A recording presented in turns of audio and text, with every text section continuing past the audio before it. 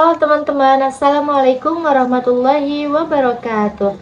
Perkenalkan, kami dari kelompok 3 yang beranggotakan saya sendiri yaitu Neneng Nurul Hijriah dan rekan-rekan saya ada Kak Fitriani, Kak Vinia, Kak Safina, dan juga Kak Mudia.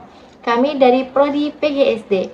Pada kesempatan kali ini saya akan menyampaikan materi tentang gelombang cahaya dan juga gelombang bunyi. Video ini dibuat sebagai tugas pembelajaran dengan tujuan kita dapat memahami gelombang cahaya dan gelombang bunyi dengan lebih menyenangkan dan juga lebih mudah. Melalui video ini, saya akan menjelaskan secara singkat dan jelas, disertai dengan kegiatan praktikum sederhana untuk membantu memahami konsep yang dipelajari. Diharapkan setelah menonton video ini, teman-teman dapat memahami pengertian, konsep utama, serta penerapan dari gelombang bunyi dan gelombang cahaya dalam kehidupan sehari-hari. Baiklah, tanpa berlama-lama, mari kita mulai pembelajaran pada video kali ini. Selamat menyimak. Saya sebagai pemateri penjelasan apa itu gelombang cahaya dan gelombang bunyi. Nah, gelombang cahaya adalah getaran atau energi yang bisa dilihat oleh mata dan merambat tanpa perlu benda perantara medium. Cahaya dapat berasal dari matahari, lampu, lilin, dan senter, dan membuat kita melihat benda di sekitar. Cahaya bisa dipantulkan, dibiasakan, dan diuraikan menjadi berbagai warna seperti pada pelangi. Fakta tentang cahaya. Yang ke-1, cahaya adalah energi yang bisa dilihat oleh mata.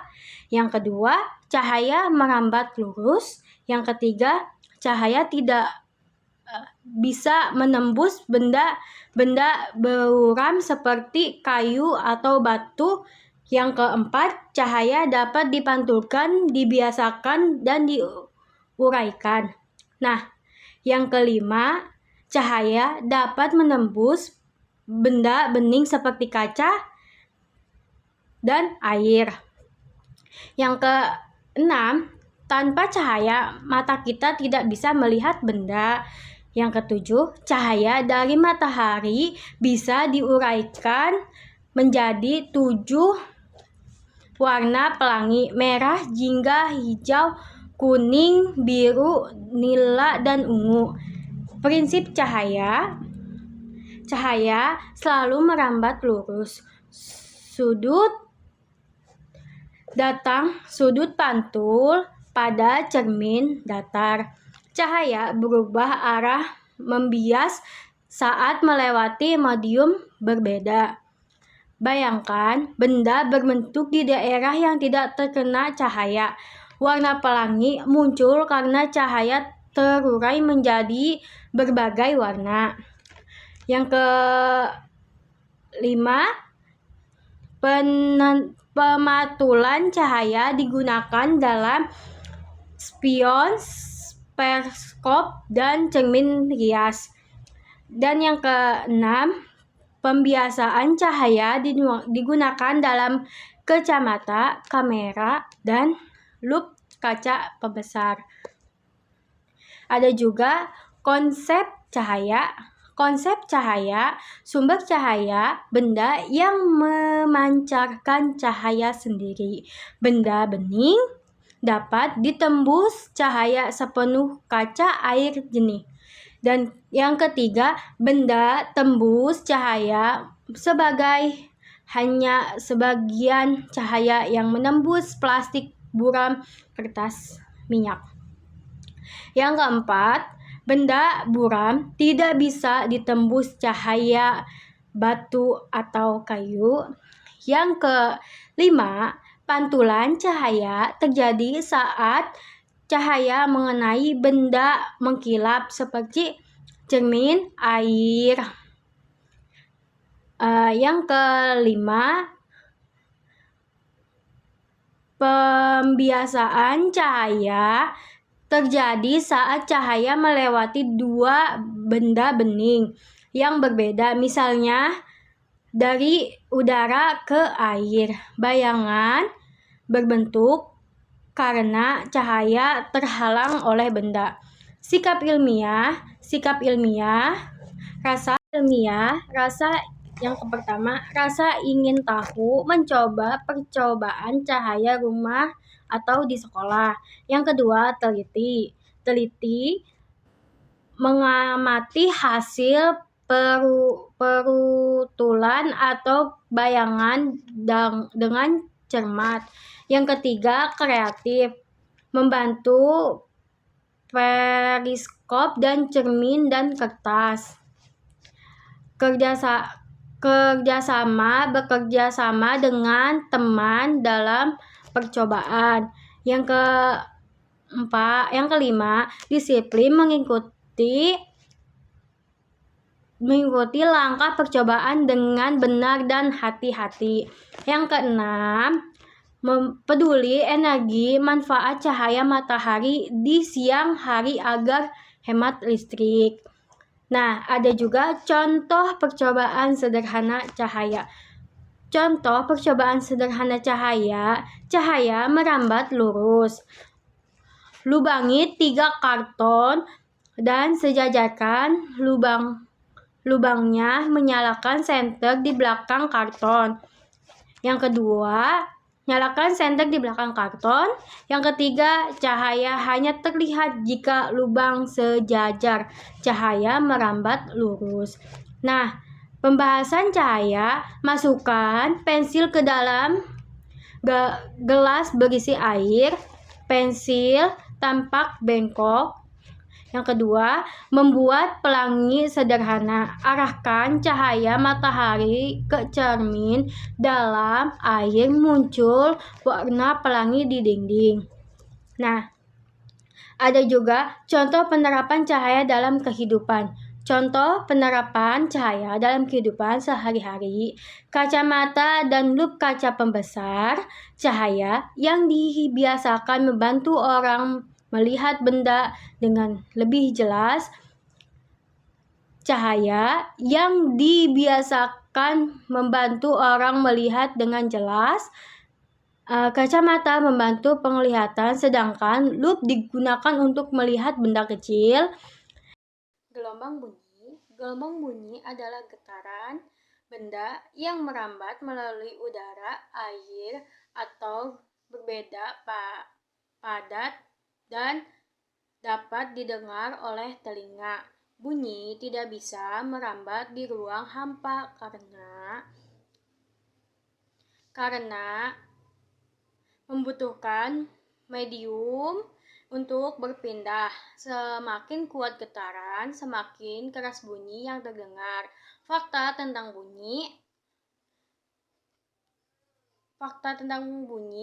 bunyi dihasilkan oleh benda yang bergetar. Bunyi tidak dapat merambat di ruang hampa karena perlu udara atau medium lain. Bunyi dapat merambat melalui udara, air, dan benda padat. Bunyi lebih cepat merambat di benda padat daripada di udara. Pantulan bunyi bisa menimbulkan gema echo.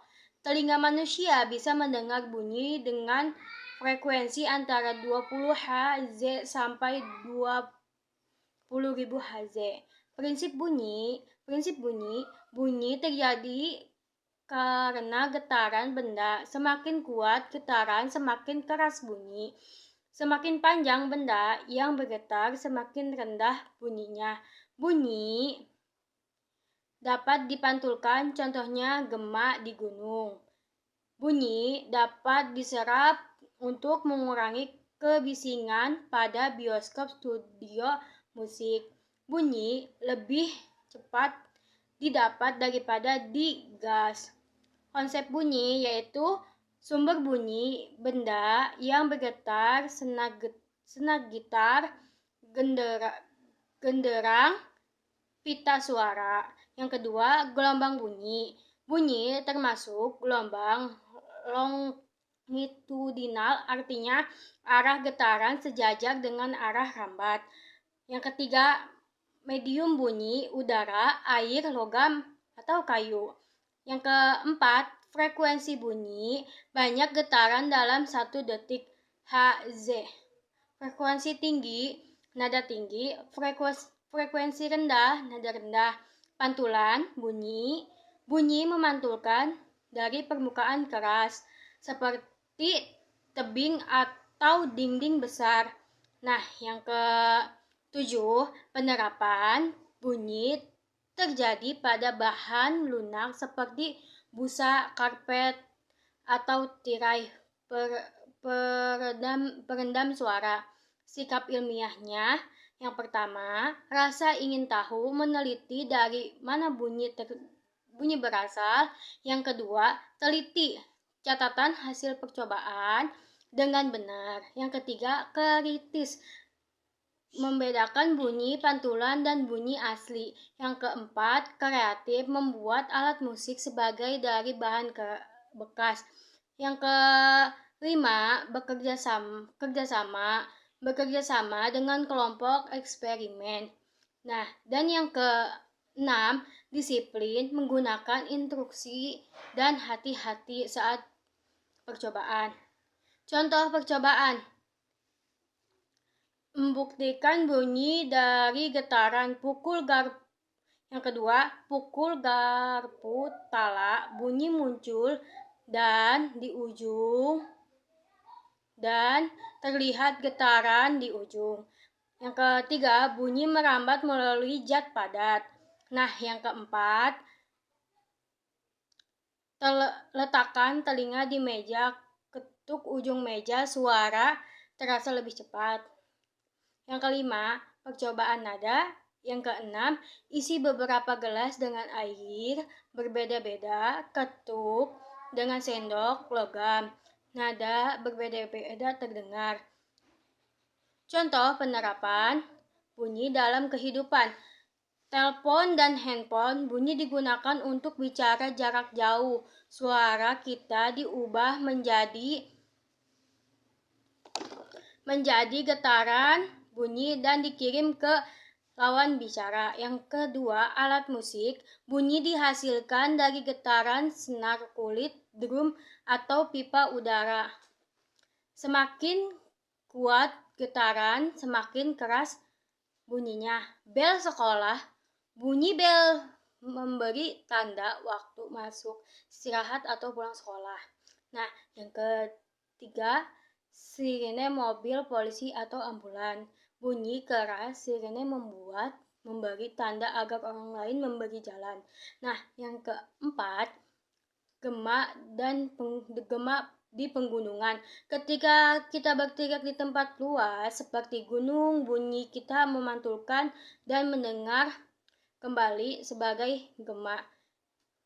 Soran di kapal laut memanfaatkan pantulan bunyi gelombang sonar untuk mematuhi kedalaman laut atau mencari benda di bawah air. Assalamualaikum warahmatullahi taala wabarakatuh. Halo teman-teman semua, perkenalkan nama saya Fitriani. Di sini saya akan mencoba percobaan sederhana dari sifat-sifat cahaya. Nah, teman-teman, sifat cahaya itu ada 6. Yang pertama, cahaya dapat merambat lurus. Yang kedua, cahaya dapat dipantulkan. Yang ketiga, cahaya dapat dibiaskan. Yang keempat, cahaya dapat diuraikan menjadi spektrum warna atau pelangi. Yang kelima, cahaya dapat menembus benda bening. Yang keenam, jika cahaya terhalang benda, maka akan jadi bayangan. Di sini saya akan mencoba percobaan sederhana dari beberapa sifat tersebut. Yuk kita simak. Baik teman-teman, kita akan mencoba atau membuktikan kalau cahaya dapat dibiaskan. Nah, contohnya ini pensil kita masukkan ke dalam gelas yang berisi air. Ini namanya cahaya dapat dibiaskan.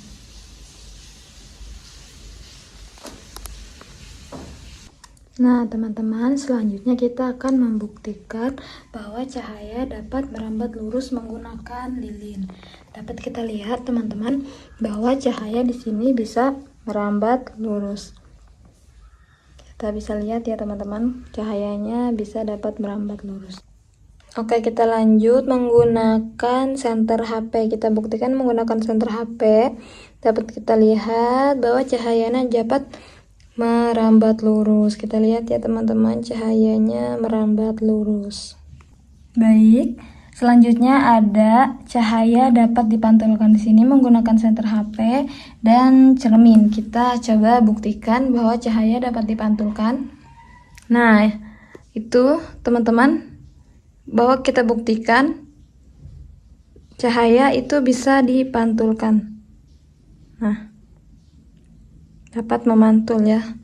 Kita cahaya sini, nah itu dapat memantul cahayanya. Selanjutnya ada cahaya.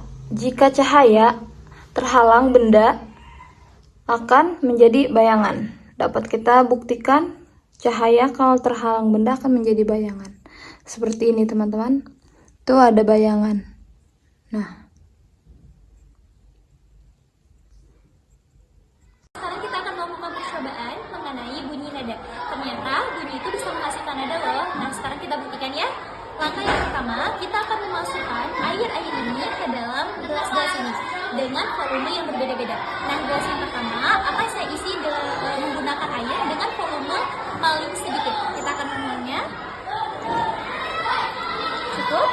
Gelas yang kedua akan saya berikan air dengan volume lebih banyak daripada gelas yang pertama.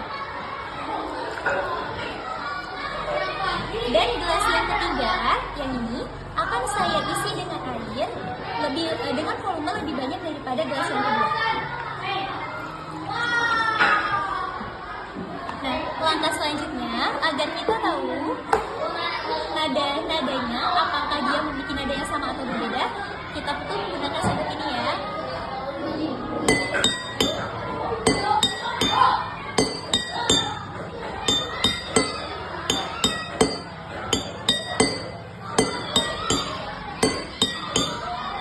Teman-teman, ternyata nada yang dihasilkan dari gelas dengan volume air paling sedikit itu memiliki nada yang lebih tinggi dibandingkan dengan gelas yang berisi volume air yang banyak. Alasannya kenapa? Ternyata gelas yang memiliki volume air paling sedikit itu membuat getarannya lebih banyak dan cepat. Sedangkan gelas yang memiliki volume air lebih banyak itu menghasilkan nada lebih rendah. Kenapa? Karena getarannya lebih lambat. Selamat mencoba. Baik, di sini saya akan menyampaikan kesimpulan dari materi kelompok kami, yaitu cahaya dan bunyi sama-sama merupakan gelombang energi yang dapat kita rasakan dalam kehidupan sehari-hari. Gelombang cahaya membantu kita melihat benda di sekitar, karena cahaya dapat merambat lurus, dipantulkan, dan dibiaskan. Gelombang bunyi berasal dari getaran benda, dan cepat merambat melalui udara, air, dan benda padat. Cahaya tidak memerlukan medium, sedangkan bunyi tidak bisa merambat tanpa medium seperti udara. Banyak hal di sekitar kita yang memanfaatkan cahaya dan bunyi, seperti lampu, cermin, alat musik, telepon, dan sonar. Dengan mempelajari cahaya dan bunyi, kita menjadi lebih paham cara kerja alam, lebih bersyukur kepada Tuhan, dan lebih bijak menggunakan energi. Baik, sekian kesimpulan dari materi kami akhiri saja. Wassalamualaikum warahmatullahi wabarakatuh.